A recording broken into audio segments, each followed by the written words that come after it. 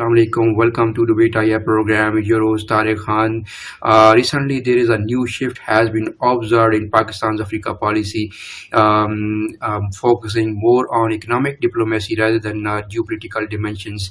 For the reason, Pakistan has focused on African region that had been neglected since the inception of Pakistan's 1947.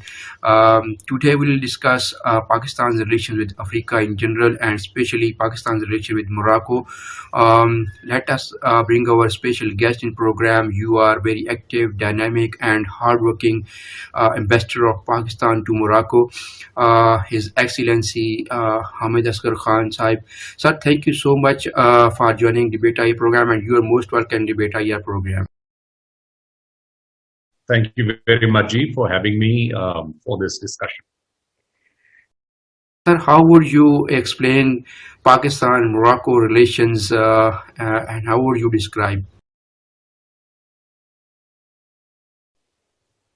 Ji, thank you, Tariq Sahab. Pakistan-Morocco relations date back in history. The two countries and the two people, they are tied together by our great religion, of course. The societies and the cultures also have many similarities. If you come to the recent past, in the 1950s, when Morocco was struggling for its independence against France, Pakistan was one of the brotherly countries which really came forward in order to help Morocco during the struggle.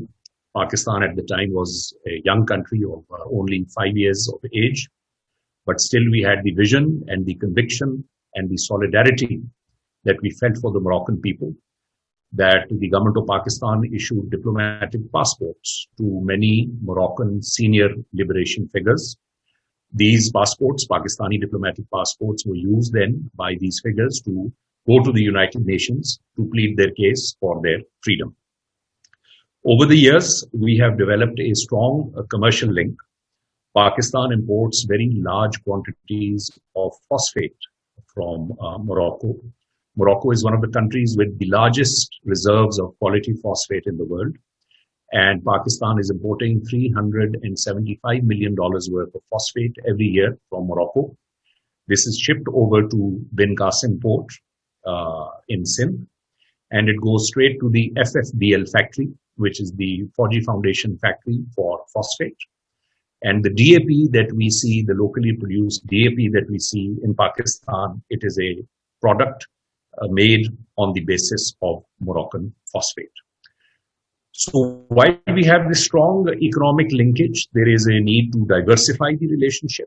There is a need also for top-level political engagement. Both countries, Morocco as well as Pakistan, have remained engaged with the preoccupations in their regions. As they say, politics is always local. Geopolitics is always regional. It is essential for countries to pay attention to what is happening in their immediate region. Now, as you know, Pakistan, I always say that Pakistan has a very challenging neighborhood.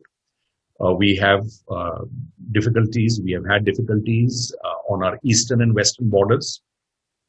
Of course, the Persian Gulf and the Iranian situation also remains a matter of concern for us.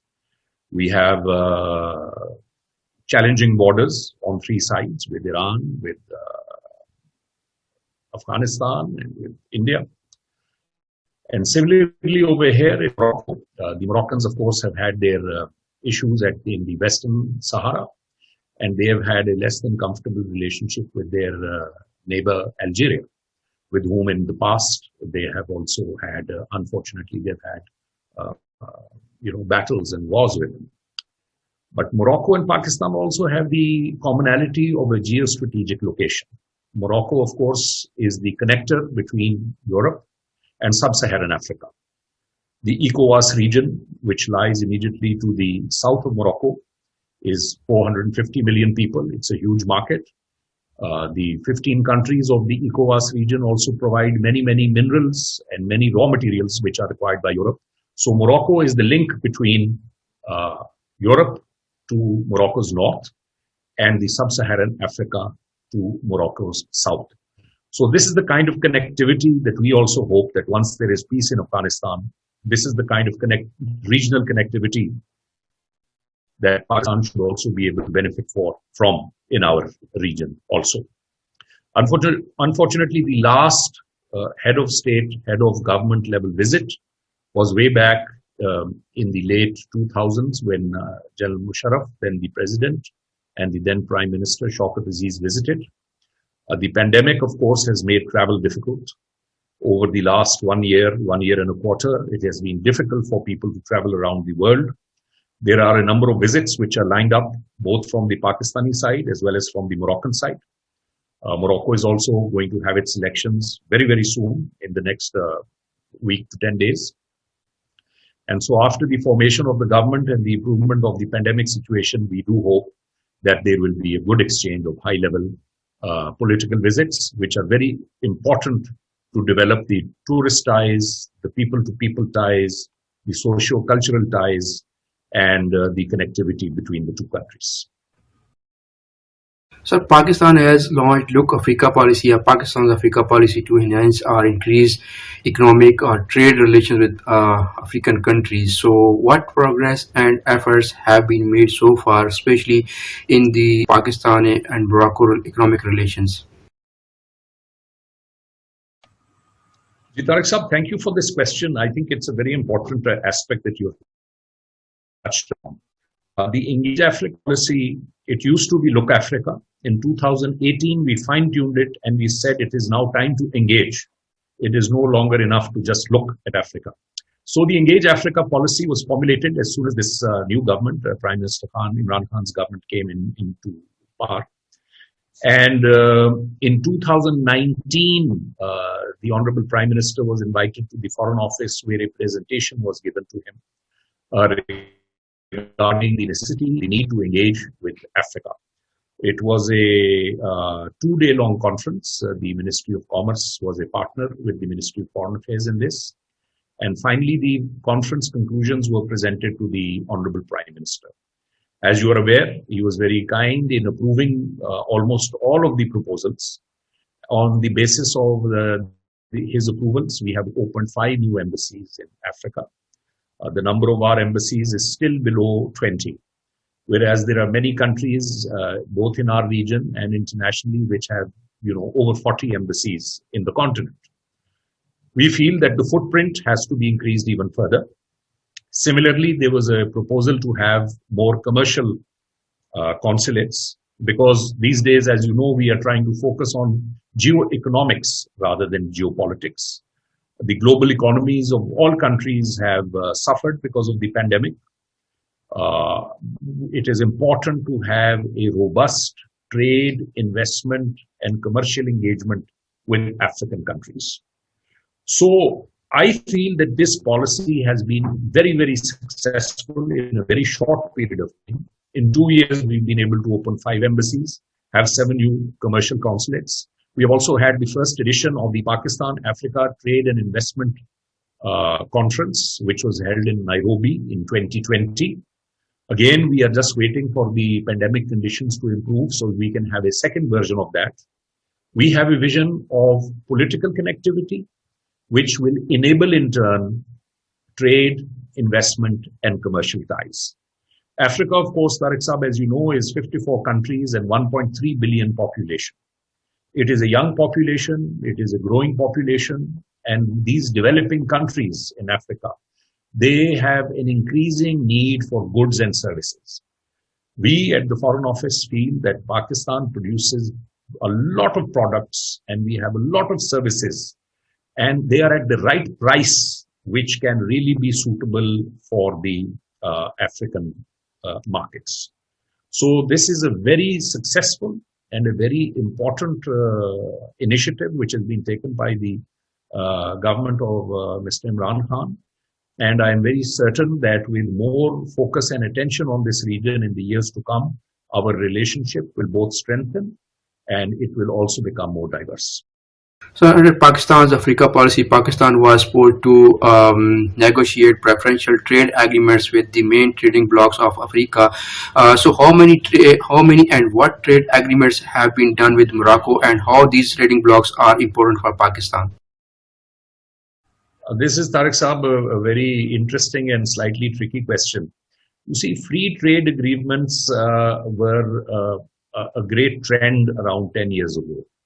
Many countries, including Pakistan, they entered into FTAs, which are free trade agreements, and also PTAs, which are preferential trade agreements. In preferential trade agreements, you pick up a basket of goods on one side, another basket of goods on the other side, and then you reduce the tariffs for those particular specified goods to enable trading.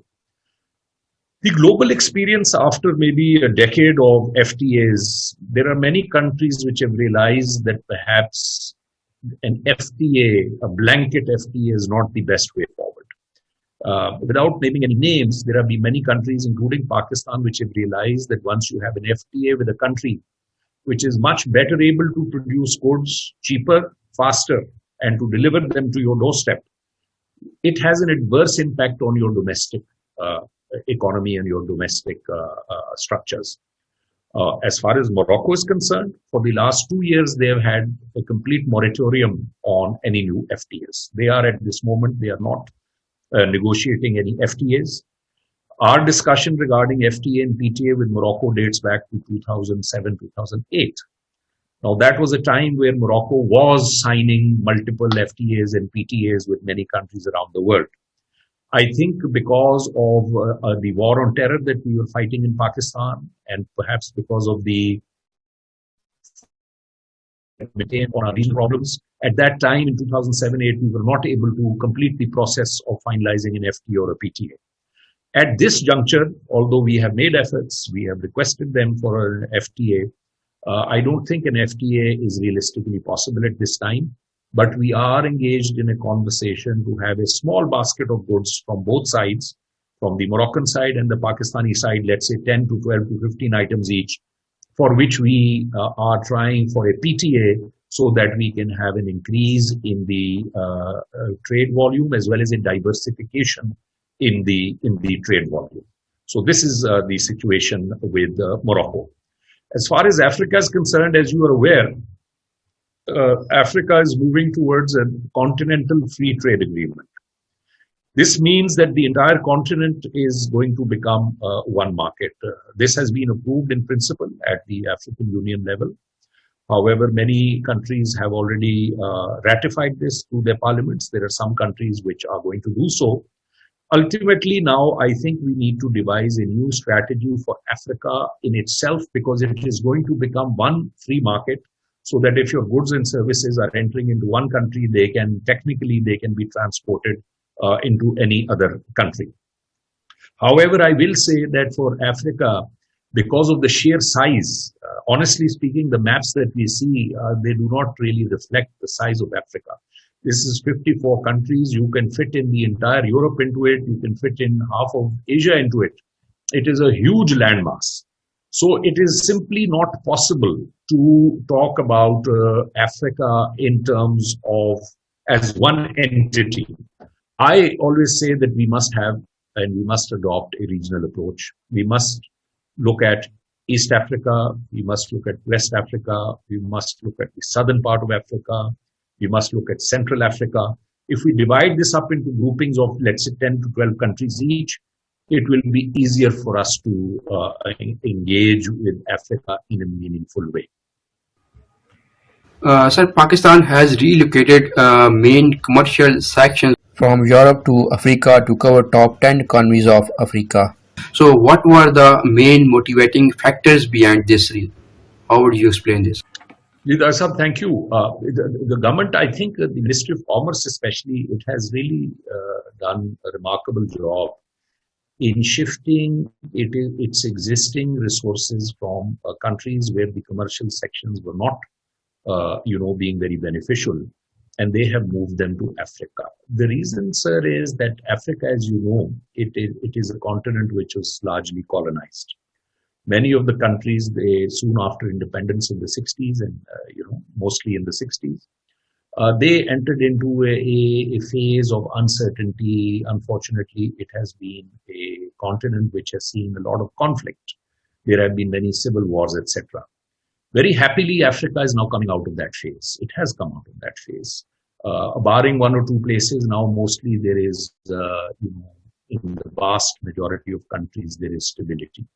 There is a realization that for prosperity, for development, you need to have peace and stability. Now, these countries are really, being developing countries. The appetite for goods and services is much more. These are developing markets. These are emerging markets.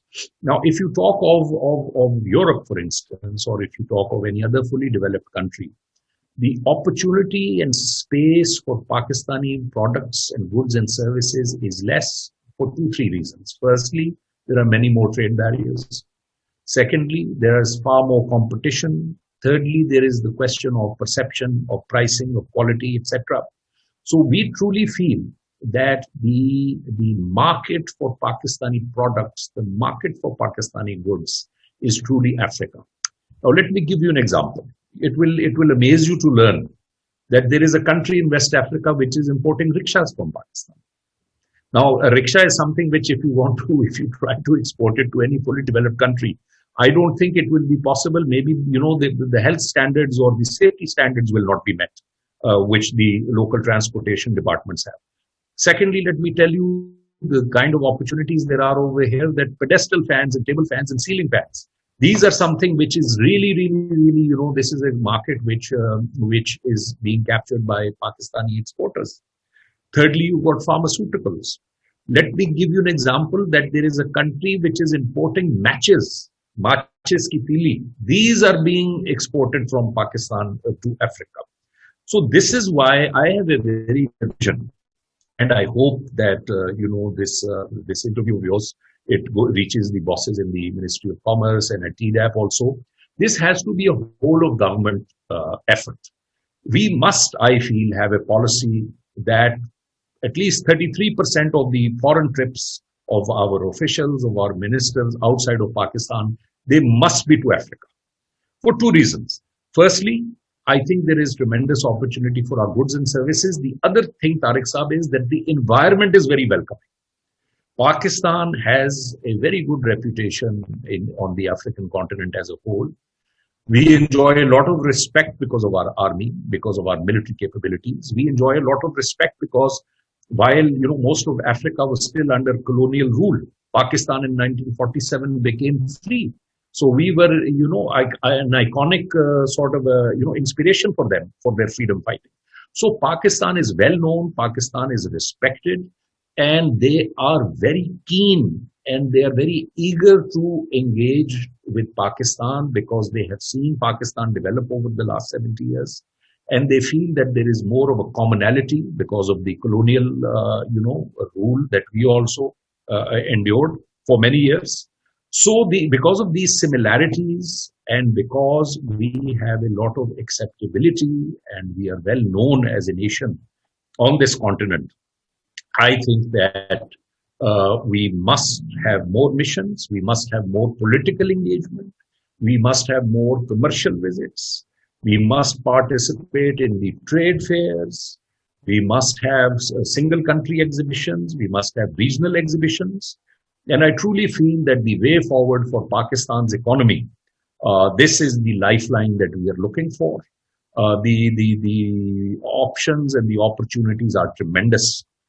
Over here, I will just conclude by saying one very important thing, that there is a lack of awareness on both sides. And this awareness gap is something that we have to bridge. You'll be, amazed to know that in 54 countries, we only have one information section.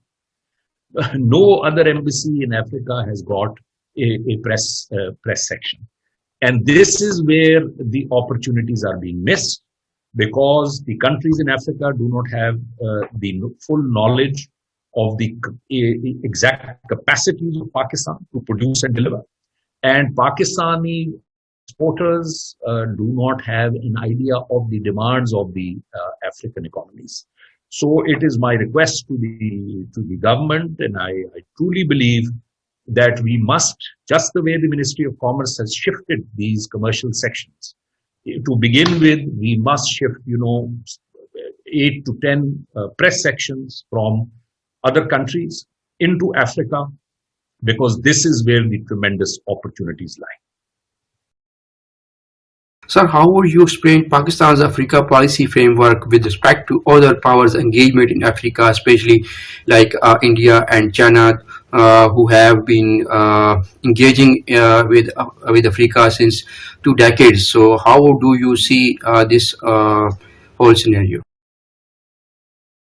This is a very interesting question, Tariq Saab. Honestly speaking, I feel that we need to redouble our efforts because many of the countries that you have named, they have over 40 embassies already in Africa. There is another difference. When you engage with a region or with a country, you always have to look at your strengths. In the case of our neighbor, they have come in and they have invested in production. For instance, Mahindra and Tata, these are manufacturing concerns from our neighbor, and they have come and they have established factories which are producing vehicles and buses and trucks over here. So we have to look at what are our strengths. Our strengths, I would say, textiles is one area. Secondly, our pharmaceutical industry is very good. The pharmaceutical industry must have delegations which come regularly to Africa. Of course, to develop the enabling environment and to have the policies to enable such engagement, you require embassies. And this is why you are absolutely correct that not only do these countries that you mentioned, they have got a large number of embassies, but they also undertake political visits. They undertake a lot of political visits. So you will see that from countries like Japan, countries like Turkey, India, Israel, China, every quarter they will have either the foreign minister visit 3-4 countries in one of the regions, or they will have their commerce minister visit, or they will have the defense minister visit. And also, very importantly, something that we need to begin is a summit mechanism. There are many countries which invite regional presidents and prime ministers to their own countries. And during those visits, let's say they invite 10 or 15 presidents or prime ministers, then they are able to showcase the goods and the services of their countries to those leaders. It's very important to understand, Tariq Saab, that in Africa, the engagement has to be top-down. Because in these developing countries, in all developing countries, the systems are comparatively less powerful, and the will and the wish of the political leadership carries more weight. So if we are able to engage at the top level, and by the top level, I will say that in Africa, in the African context, we must target of course, the rulers, the kings, we must target the prime ministers, and also we must focus on the military chiefs. Because it has been a highly conflicted continent, the armies in most of the African countries, they have a big stake in international engagement as well. So this summit level mechanism is also something that we feel will be very beneficial, because if you are connected at the top, and if the top man in a certain country is convinced that something should be bought from Pakistan, it becomes far more easy for our exporters and for our bureaucracy to then put the wheels into motion and to benefit from the opportunities. Sir, how would you conclude and describe challenges and possible ways for Pakistan and Africa as a trading and investment partners under Pakistan's Africa policy? I think the main challenge, Tariq Saab, is that we must somehow find the time and engage outside of our immediate regions. Now, as you have seen, because of the unfolding situation in Afghanistan, for the last 15-20 days, all of our focus and our attention is on Afghanistan. You see, when you have a crisis or when you have a major development like this in your immediate neighborhood, it becomes very difficult to focus on land which is maybe 10, 15 hours by flight away. So we have to balance out the requirements of our regional imperatives and the desirability and the need to engage with Africa. I feel that there is a mechanism which is still missing at our end. We need to be better equipped there needs to be some kind of a platform, and it has to be, as I said, it has to be a whole of government platform. All the stakeholders who are involved, like the Ministry of Foreign Affairs, Ministry of Commerce, the Defense Export Department, the sectoral organizations, the chambers of commerce, and also academia, also universities, also media, because to engage Pakistan with the giant that is Africa and to benefit from the opportunities that exist in Africa, this is no one department or no individual can do this. This has to be from a specific platform which is focused on Africa. So that is the challenge. As far as the opportunity is concerned, I would truly say, and I've worked now, for this is my 4th year that I'm working in Islamabad and here with this great continent. I think the people are fantastic. The opportunities are unlimited. This is truly a new frontier for Pakistan's trade diplomacy. This is truly a new frontier in every aspect, whether you want to talk about tourism, whether you want to talk about investment opportunities, whether you want to talk about trading opportunities, whether you want to talk about education connectivity, whether it is any area. I think the diversity and the enormity of the African continent presents unlimited opportunities.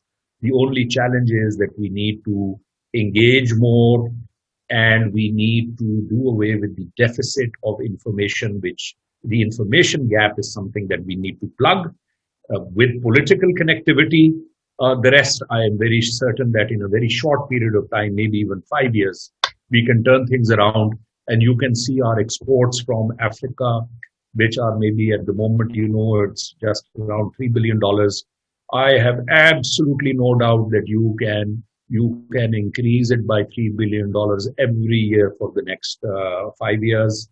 In let's say 2025, 26, we can easily be looking at $15 billion of exports to Africa. That is something which would be very good for Pakistan's economy. I'll just conclude by saying that there are job opportunities also, and there are opportunities in the agriculture sector also.